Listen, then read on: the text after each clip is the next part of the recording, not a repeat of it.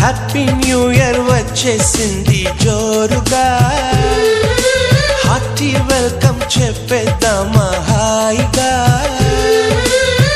కొత్త కొత్త ఊహల్లో తెలిపోటియా, మనసులోని ఆశల్ని పంచుకో బ్రదర్.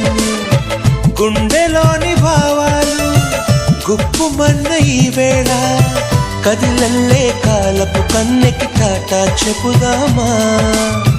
జనవరితో అడుగులు వేస్తూ ముందుకి పోదామా.